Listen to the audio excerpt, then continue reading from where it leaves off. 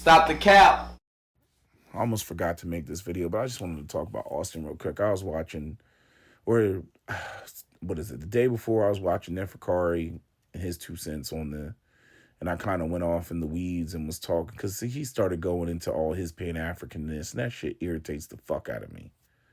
Us Pan Africans, us not all of us are got an issue with going to Africa. It's just these incels and whatever the hell else he said. And the manosphere, and I'm like, manosphere ain't got nothing to do with none of this shit. He's getting all the history and the story all messed up about the difference between men's right activists, the MGTOW, the manosphere, all that shit, and how it basically, these conversations did turn into a black manosphere, but not on the not on the same tip as the white guys, because again, our histories are different. And I already gave the history and all that in the last video, but I really started talking about that in the other video that I did. Talking about, the Haitians and their colorism and all the shit that they got going on and being ruled by a bunch of light skinned elites. But I wanted to talk about the Austin thing more. It just got away from me, as happens sometimes. But I was also listening to Afro Think Tank and, listening to his video, listening to Neferkari's video. They both touched on something that I don't know if I overlook. I think I mentioned it, but they really, really emphasized it. And I have to agree with the both of them. That Austin's original audience, they were on some, we want to see, swirling, and we want to see divestment for black men, and that's what his original audience was. His original audience was passport. He was, he created the fantasy that, if you don't want to deal with, American women, in particular American black women, that you could go abroad and you could, do your thing, and the women were digging, you, and that you could do that. And there's a lot of guys that they're never going to travel. They don't have a passport. They don't make that type of money. They're never going to go abroad. So they'll go on YouTube and vicariously live through Austin. And that's what his primary audience was. And then, as Neferkari also pointed out in his video, as I said in my video, Austin has had a substantial amount of growth since when he first came online, right? Which is, to be expected to anybody who's, isn't getting the answers from the previous generation of black men, and they're trying to figure it out themselves, and they go and they see it for themselves. I give Austin props for that. He's like, hey, I'm going to travel and do this and do that and post it online. Right. And he did that. Right. But what was I going to say? There was something I was going to say right quick. When Austin first came out, and somebody said this in my comment section, Austin made the block hot for black men going to Brazil. I mean, black men have been going to Brazil for quite some time. I mean, I remember I made that video making fun of the dude in the documentary, Black Men in Brazil, and the guy up there talking about, she opened up my straw, I called that video out because guys were older. It was just goofy, and it was the whole thing. I'm like, you're sitting in another man's patriarchy talking about, the woman opening up your straw. I'm like, have you even examined this? Or y'all just think like, certain treatment just comes out of the void. Now, don't get me wrong. There's a lot of black women that got matriarchal mindset, and regardless of whatever foundations black men lay, they ain't getting with the program. I think it's a mixed bag. I think there are women who would get with the program, and I think that there are a lot of black women who wouldn't get with the program because they're on some matriarchal feminist agenda. Ebony K. Williams comes to mind. Right. So it's really a mixed bag. And I'll talk about this in another video. But yeah, Austin made the block hot. He had to get up out of there. I mean, just stupid, corny shit like Ask Nathan, going around and talking about, black or white, trying to look for, confirmation bias, and so you can get a sense of validation. which only reinforces and highlights the fact that a lot of these dudes, they really weren't getting any play in the States because they just didn't have, the personality or the riz or the charisma. And yes, you do have to have, a higher level of game when talking to most black women than when talking to other races of women. That's a fact. That's not hyperbole. Um, but aside from making the block hot and getting kicked out of Brazil, because he went up there and I forget exactly what he said, but he said something disparaging like, "Oh, Brazilian women are easy" or whatever, and that whole passport bro thing because the gender war was really starting to hit the mainstream media. His ass and his antics, they popped up on the internet and it was like, oh dude, you done fucked up now. You know what I mean? You done made the block hot, literally like what the dude said in my comment section. I was like, you know what? There really isn't a better way to put it. Austin made the block hot in Brazil. So anyway, Afro Think Tank pointed out the fact that that's not his original audience, or not that his original audience. His original audience went to see him to paint the fantasy. Neferkari said the same thing. And after hearing Afro Think Tank say it in his video, I was like, I was like, yeah, this is why I'm saying to myself, I'm like, yeah, maybe I should, exit the conversation, on YouTube and all that other stuff. I've tried to move away from the gender war, but it's like, even listening to, Chrissy's video about, sinners and even what she was complaining about, people criticizing her and making everything about colorism. I warned her about that a long time ago. I mean, she can talk about what she wants to talk about, you know what I mean? But, we got into it one time because I'm like, yo, I try to talk about different topics, politics, racism, all that stuff. With her, it somehow, some way, it's going to come back to colorism. It's just like with FD Signifier. Somehow, some way, he's going to slip trans or LGBTQ in the conversation. Doesn't matter what it is. Somewhere in there, video could be about black men. It could be about astronauts on the moon. He going to slip in. It'll be LGBTQ aliens. It'll be trans, Plutonians. You know what I'm saying? Aliens from fucking Pluto or some shit like that. He gonna slip it in there. And with Chrissy, it was always gonna be colorism, colorism, colorism, colorism, colorism. And it's like, even when I look at her channel, she got 200,000 subs. Like, it's been hanging there forever. It's been hanging there forever. Now she got some other behind the scenes channel and whatnot, but I'm like, yeah, because how many times are people going to hear the same thing over and over and over and over and over again, and it's only one topic, right? But you know, that's her, that's women, that's what that is. But the thing is once monetization came into the space, I knew the shit was fucked up. You know, um, even me and Chrissy and I got into it, with her about that when the monetization, first dropped, because I'm like, these conversations really weren't about monetization, because what ends up happening is what happened with, or what's happening with Austin right now. Look at what he's doing. Okay. He has grown personally, right? He's more conscious, he's more aware. He goes over to Africa, he's in Kenya. He's talking about other things. I presume. I was glancing at his channel because I haven't been following him. He comes up in my timeline every once in a while. I haven't watched the shit. Like, I don't really care about what's going on with Kenya, what's going on in Africa. I think probably the most pertinent thing going on in Africa would be, Burkina Faso and that whole situation. And, because that's an African country, or, three African countries actually standing up to, colonial powers, right? So I'm paying attention. I'm like, okay, well, what's their next move? What are they doing, right? But Other than that, I don't really pay attention to African politics like that.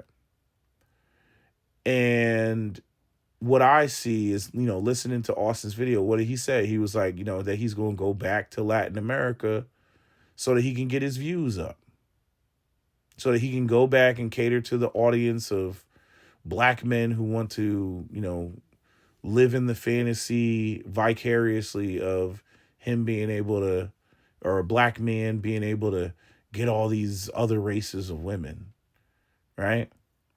And he's literally going there for monetary gain because his views are down. He's got to live. He's got to pay rent. He's abroad, right? So, the only way he's really going to make money is, or the primary way is YouTube. And I have said and spoke about it, warned a couple people about it. Like, look, I get the whole get your bag, make your money, all that shit. I get that. And this is one of the reasons I got issues with Angry Man, because Angry Man has just turned into a complete, grift. And, maybe that was his goal, right?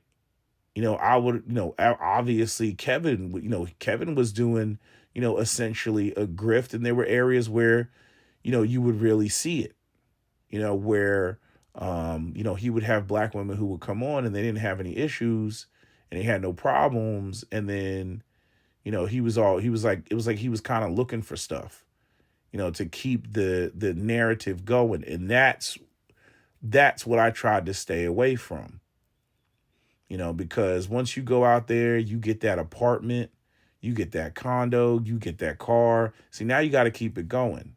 Now you got to keep the likes up. Now you got to keep the views up and all that stuff. And when you're talking about the black gender war and what we got going on, once you, pick a side and pick a faction and whatnot, because, it's like if I say something, like even in my last video, talking about the video that Chrissy did, and there's some things that she said I agree with, there's other things that she said I disagree with, and then there's other things that I think need a little bit more nuance, but even me addressing the video or acknowledging it or saying that colorism exists, I always have some black men in my comment section crying and bitching like some goddamn whiny children. Always. Like what they like what they want, they literally want. They like I said, they're like the divester. They're like divester black women. They literally want everything from every angle to purely be black women's fault. There's certain things that I fault black women for, especially as it pertains to who they lay down with and, how these children are coming into the world. Yeah, I'm looking at them because they have, final say in that type of situation. But, when it comes to, certain things that black men do or that black men, don't do that negatively affect black women, I don't have any issue with that being identified. I'm like, yeah, we definitely need to do better in that area. But I got some brothers that come on my page, and they, anytime you acknowledge anything that a black woman says and you're like, okay, that's true. Like example, I'm not a director. I'm not a screenwriter. You know what I mean? But I'm like, for example, just with Spike Lee, like, why the fuck did you need to have, freaking that white woman, Brittany, what's her name? Brittany Murphy, who died. She was the woman that was in not Green Mile, 8th Mile with Eminem. That was Eminem's girlfriend. And then she was fucking the other side and shit like that. Why she always playing horrors in movie? Anyway, she collapsed. I think she collapsed at her house or something like that. And she passed away. I don't know what her deal was. But, in Miracle of Santa Ana, over there, and had the 2 black soldiers fighting over her. You know what I mean? So they did the same bullshit in Red Tails. You know what I mean? They put this random white woman in the movie. None of the Tuskegee Airmen were white women. Like I said, one was with a Japanese woman. And I think that might was that on the cover of Jet magazine. Anyway, one of them I think was because I looked it up a long time ago. And none of them were with white women. So I was like, why are you putting this shit in the movie? Did the white man make you do it, or is it who made you do it? Right? Wasn't it like George Lucas? That had something to do with the movie, right? And he's married to a black woman. So I'm like, well, why was it necessary for this interracial couple to be in the community? I mean, not in the community, in the movie. Was it necessary? And so um the hold on, going blank again. Yeah, I remember. So, the problem I have is like once the monetize, like it's already bad enough. All right, everybody's gonna have their bias. The women are gonna have their bias. Men are gonna have their bias, right? I'm gonna have my bias, right? But see, the thing is when there's no monetization incentive, then when you get new information, you can pivot. You might have some people that are your followers that may, feel some type of way. And you're like, no, I got some new information and this is what it is. And I got to go back to the lab and I got to, rethink this or reevaluate this to make sure that whatever I'm putting out is truthful and accurate, at least to the best of my ability and, some level of, objectivity, right? And I talk about this, in another video where I talk about, Cap, keeping me, more balanced and whatnot.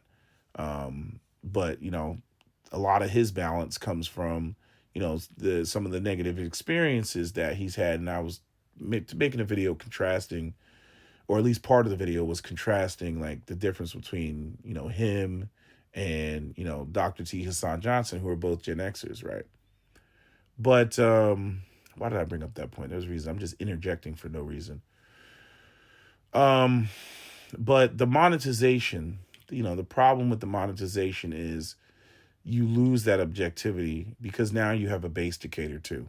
And your base is like a monster. It's like, little shop, what is that? The little shop of horrors, feed me, Seymour. You know what I mean? And so you got to feed the beast, right? If you create a channel that's based off of divestment, well, now you gotta feed the beast. If you make a channel based off of strictly colorism, well, now you gotta feed the beast, right?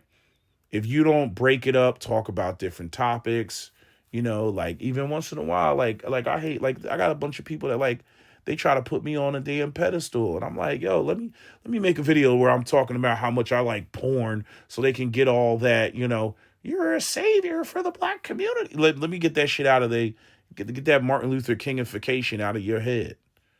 You know what I'm saying? I'm a regular dude. I'm a regular motherfucker. I gotta, use profanity and curse just so that they, stop trying to, pedestalize me just because, they like, certain topics, that I talk about, especially when I'm putting my foot in the ass of white supremacy, with their bullshit they coming online, which I do think needs to be responded to. When they're putting out propaganda against you, you got to respond to that shit, and you got to respond to it, with appropriate critiques and actual accurate information. When they come with the old 1350 da da da da, you got to walk through it.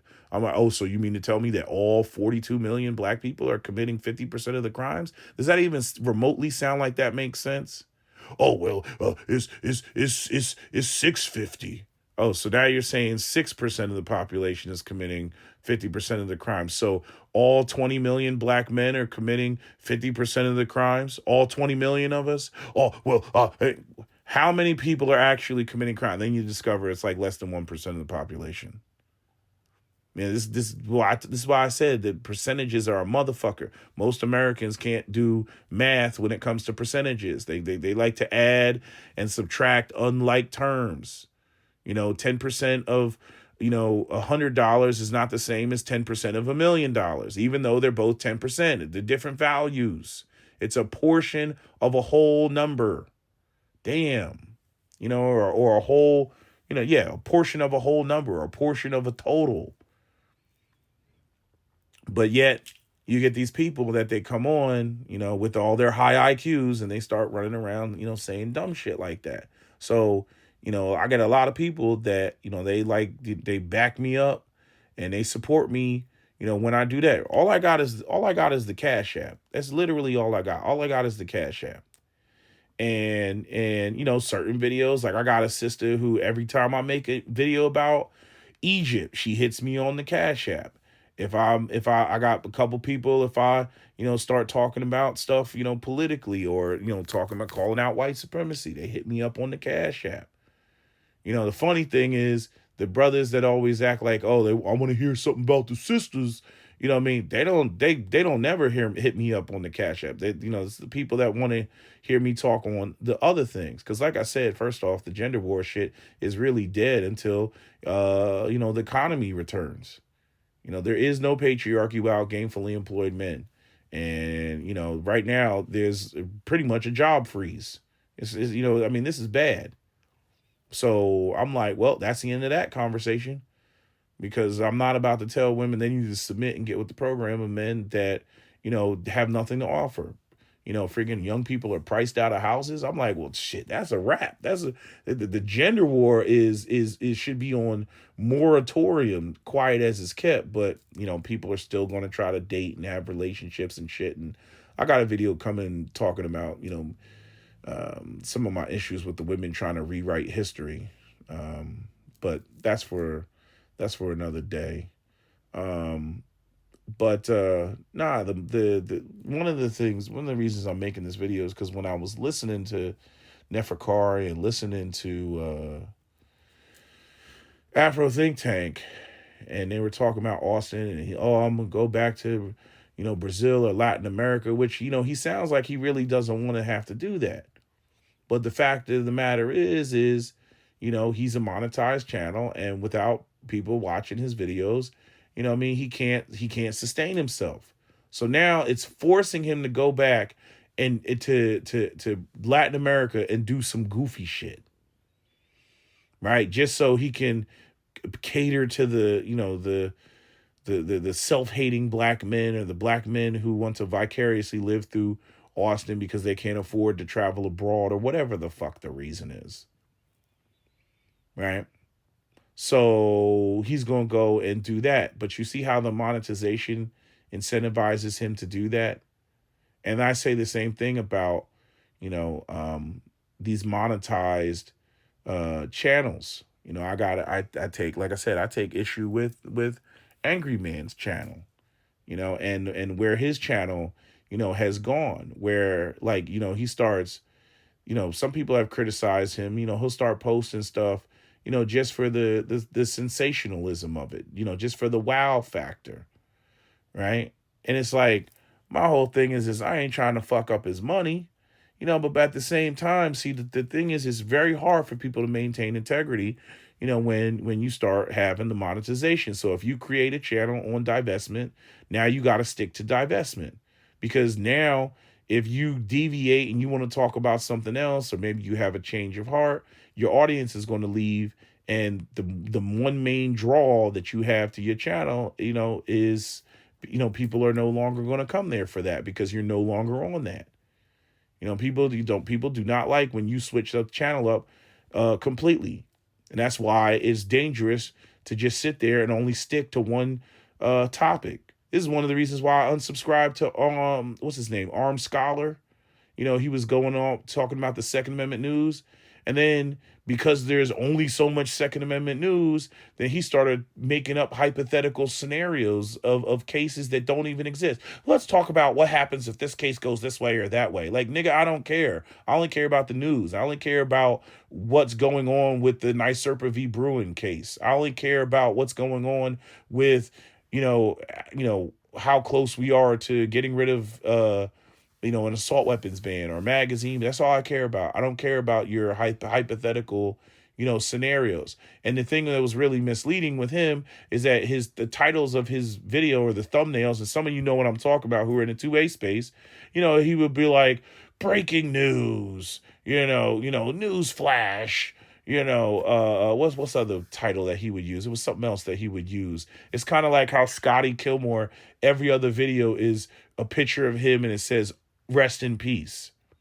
You know what I'm saying? Like Scotty Kilmore should be banned from YouTube, for that shit.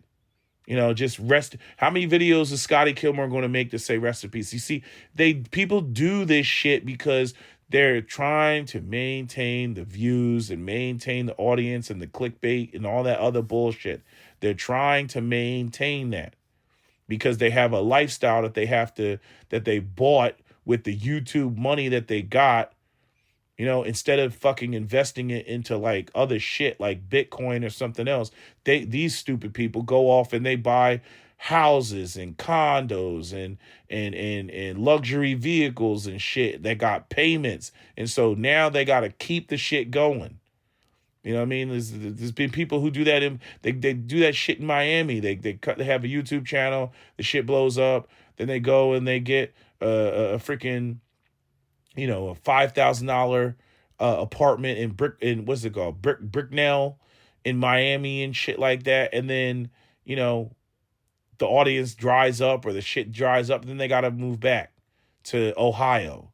You know what I mean? They do this type of bullshit, and again, I came here. I had my opinions, I had my bias, but I really came to learn. And once I got new information, I'm like, why the fuck is this going on? Why are y'all doing this? Okay, why is y'all niggas, y'all ain't this and ain't that, y'all ain't build nothing. Okay, well, is it the building? I mean, what is it? Then you come to find out that they don't really have respect for black men. You come to find out that they're avoiding black men that got their shit together so that they can call shots in the relationship. You find out that women are having babies for their own personal reasons. That has nothing to do with the community being broken. I mean, you start finding out all this shit. You're like, oh, okay, so this is what you're on, right? And then you adapt, and then you adjust, and you pivot, and all that other shit. And you're like, okay, now I have more information than I had when I first came on, right? And the idea is that the audience is supposed to grow with you. You know what I mean? But you gotta show that very early on your willingness to talk about, other things. Like, are you a one-dimensional person or are you multi-dimensional? And there's quite a few people on YouTube that are, really, one-dimensional. I'm not saying that I'm the most extravagantly multi-dimensional person in the world. I'm not. But I'm saying, you got these other people, they got these one-dimensional channels, they got one damn topic, and then, they have to cater to that audience.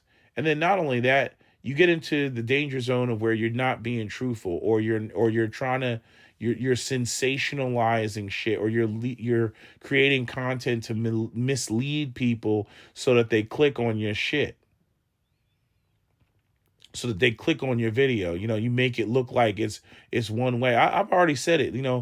I talked about the grift a long time ago. I was like, if you want to make money, as a black person, all you got to do is pander to white people and tell them that they're wonderful and that slavery was not their fault, and just absolve them of all white guilt, like Brandon Tatum does, or you go online and you pander to black women and you do the Derek Jackson thing.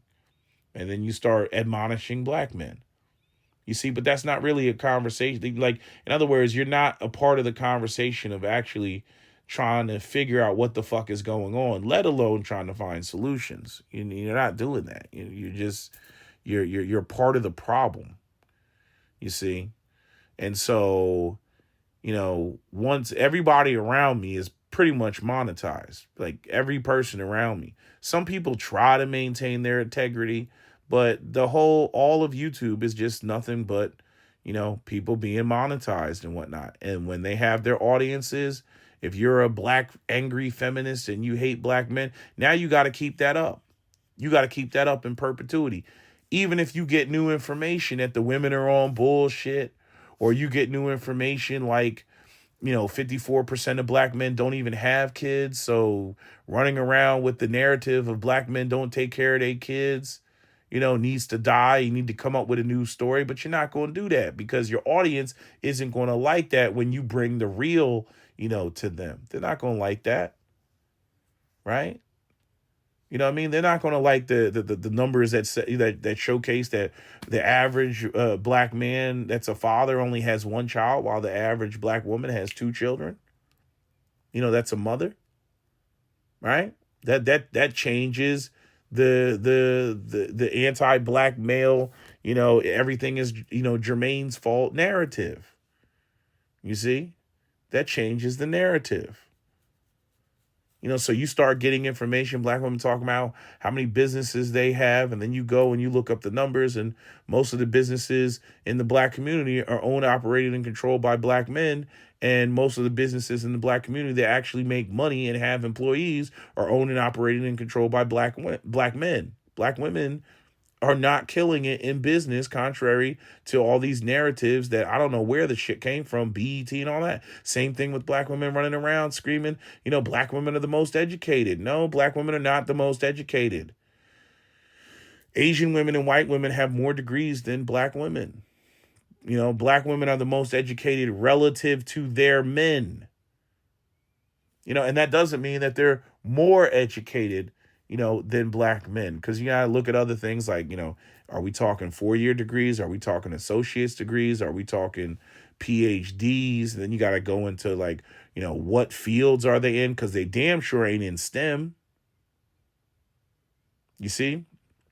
So, you get all these false narratives. But again, if I'm on an angry, divester, anti, black male channel, right? And I'm getting monetized and I got, all the angry Keishas coming over to my page. I can't, share the new information that I got that contradicts their belief. Fuck that. Like that. Now I won't be able to pay for my BMW. I'm not going to, like, in other words, everybody becomes the black church. Ooh, that's a good title. That's what I'm going to call it. Everybody becomes the black church.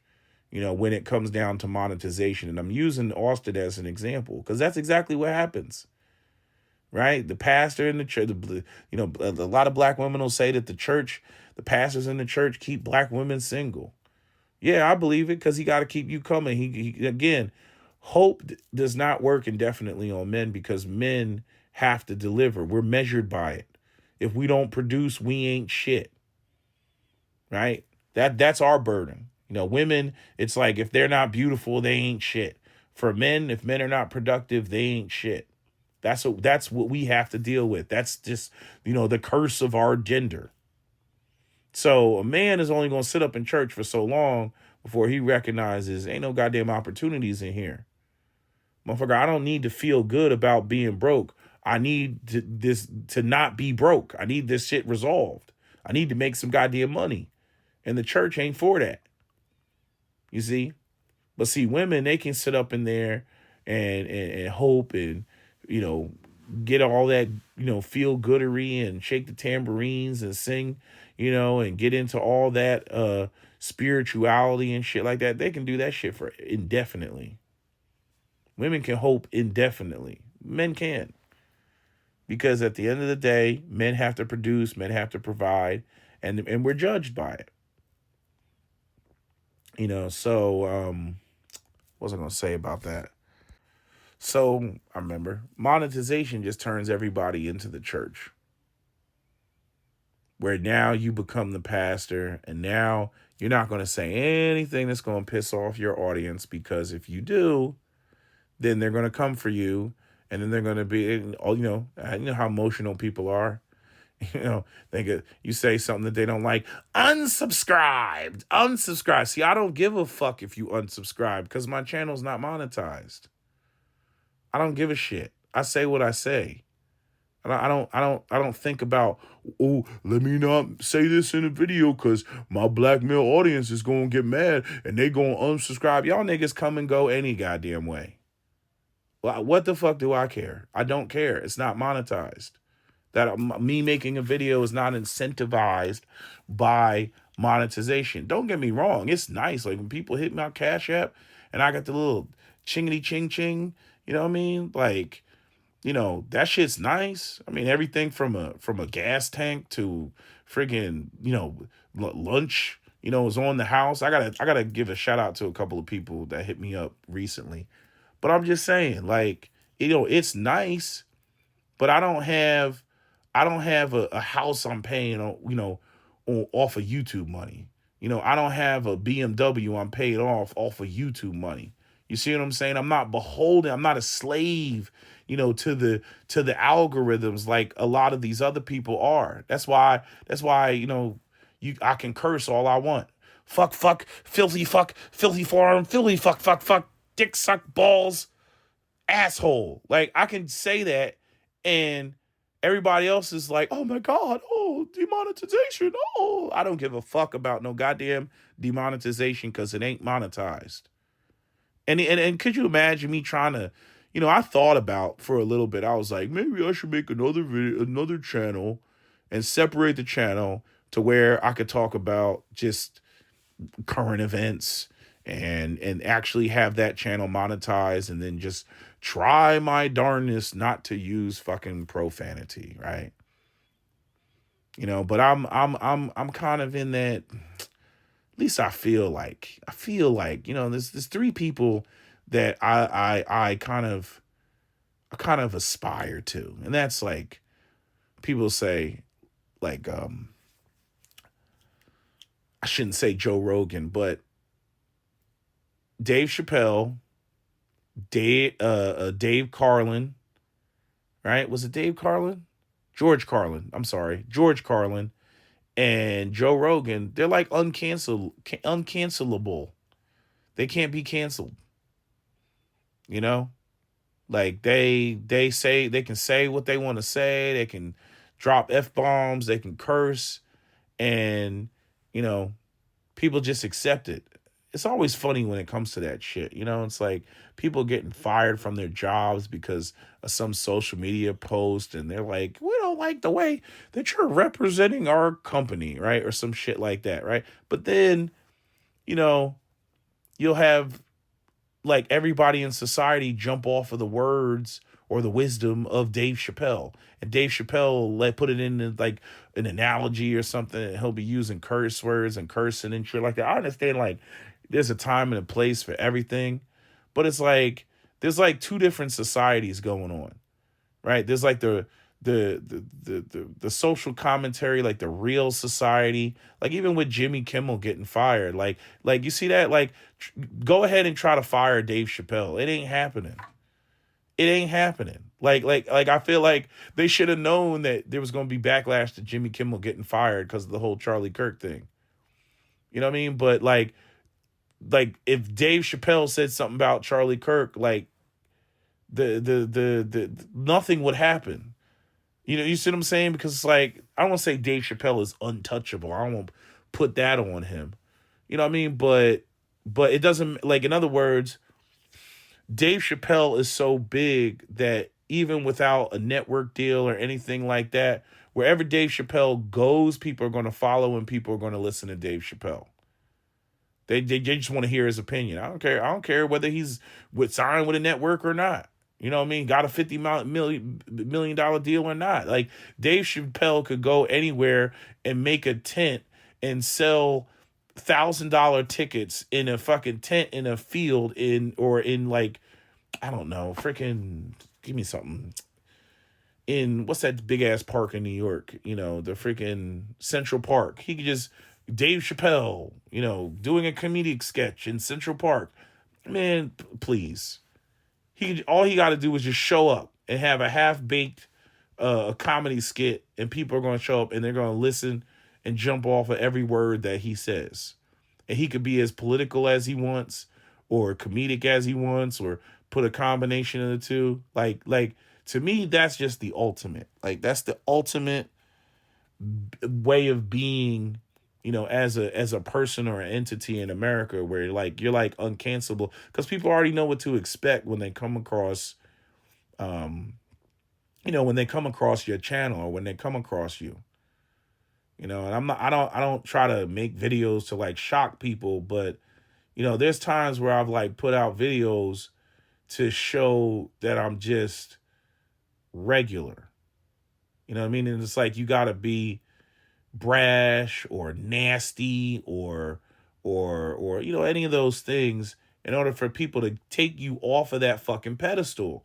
Because when people put you on that pedestal of like of perfection, and you're acting and speaking and carrying yourself in a certain way, then the moment that you don't, then everybody's like, oh my God, oh, he said the F word. Oh my God, he's really unhinged. Like, but if you're using it, if you're cursing all the time, then people are like, oh, this motherfucker's just having casual conversation. Like, he talks like that all the time. That's how he talks regular.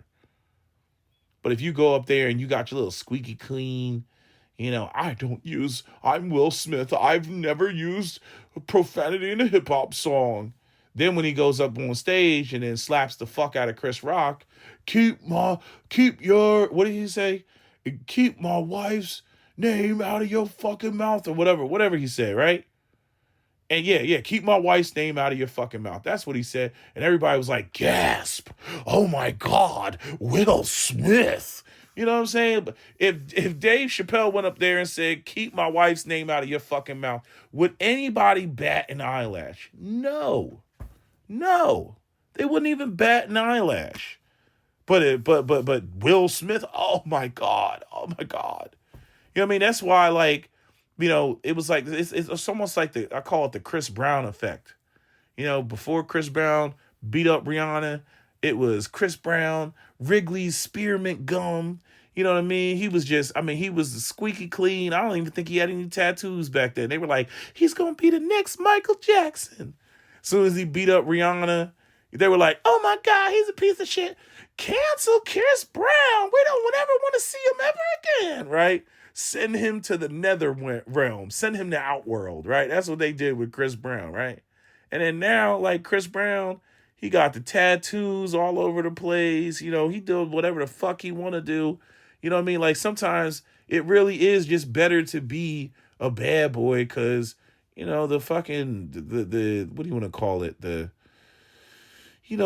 pressure of these, like, unrealistic expectations. You don't have to worry about that because I'm like, I don't have to worry about, y'all, what do you want to call it? Not falling from grace, but, when you're not on a pedestal, you don't have to worry about being knocked off the pedestal.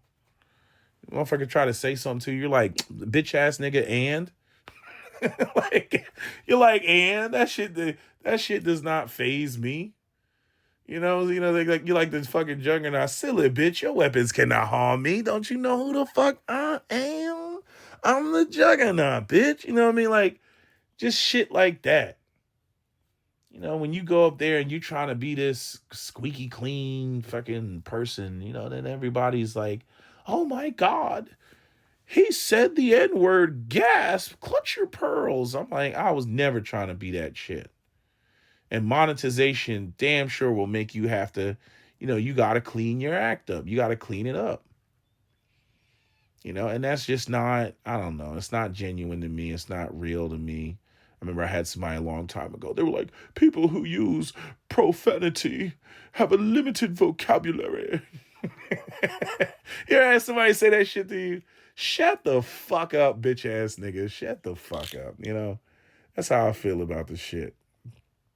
But yeah, I'm sure over time I'll probably drop using profanity or whatever. Just it depends on how I'm feeling. It really depends on how I'm feeling. But I can't stand that. That news anchor talk and shit, and it because it always comes with all the people. I don't know if you ever seen it was like somebody did some research and they were like, people interpret those who use profanity as being more honest. You ever see that? It's like some research that was done. They were like, people interpret those who use profanity as being more honest because they just speak their mind. When you get the people that are trying to be all prim and proper and whatnot, they don't speak their mind. They're trying to, what do you call that?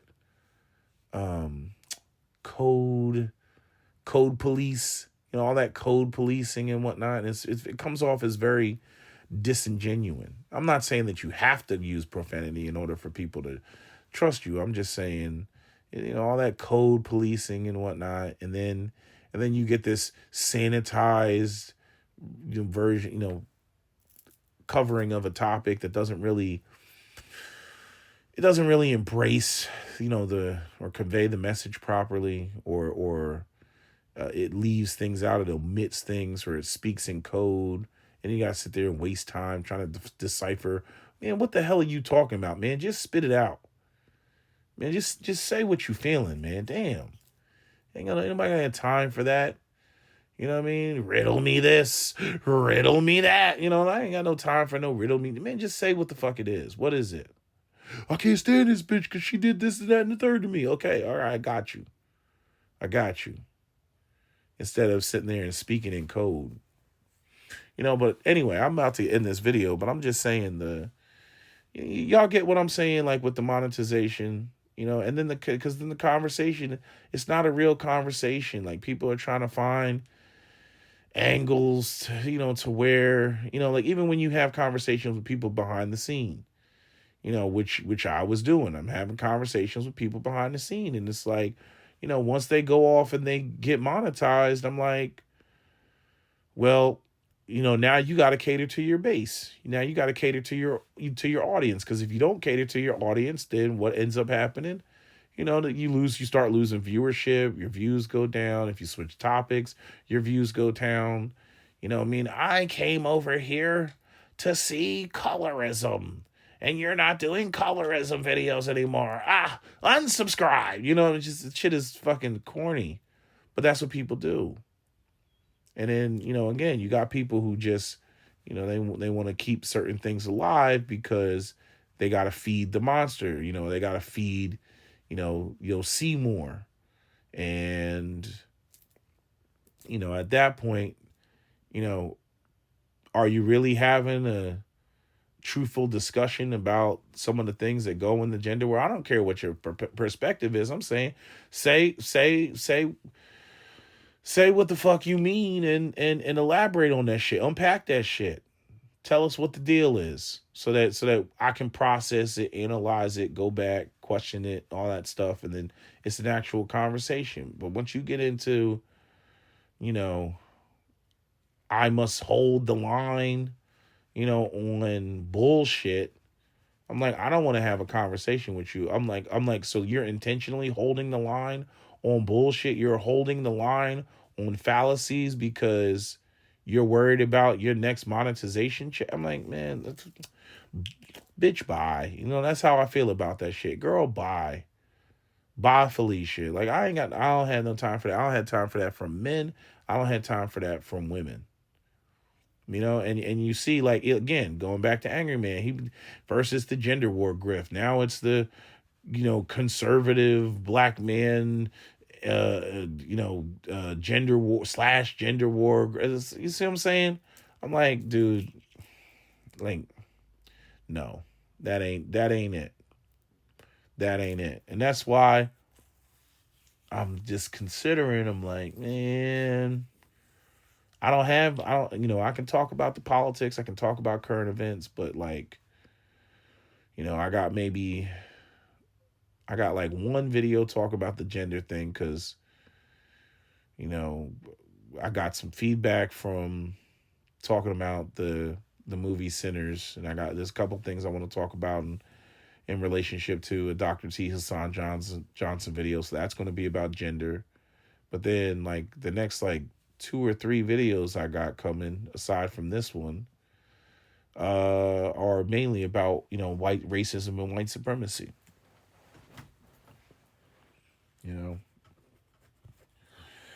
But yeah, that monetization shit, man, that shit is just, it ruins the conversation for the purposes of what, things that I wanted to discuss. It really does.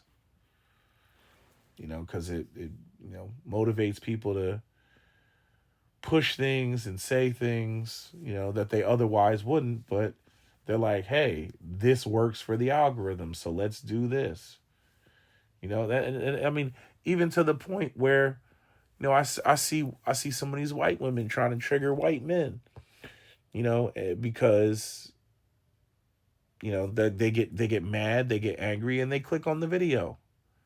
And and think about it. I'm a white woman. I want my videos to get clicked. Oh, I know what I'm gonna do. I'm going to literally say, and then I'm going to have on the screen something positive about black men. Then the white men are going to dive into the comment section. Oh, you fucking mud shark. And they're going to start typing like crazy. It doesn't matter. A click is a click. It's engagement. It's a like.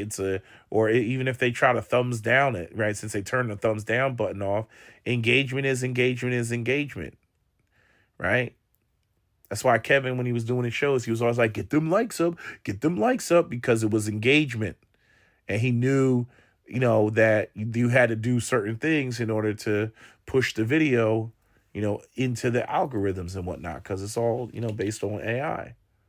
Get them likes up. And so, going back to Austin, he's on some, I got to go to Brazil to get them likes up.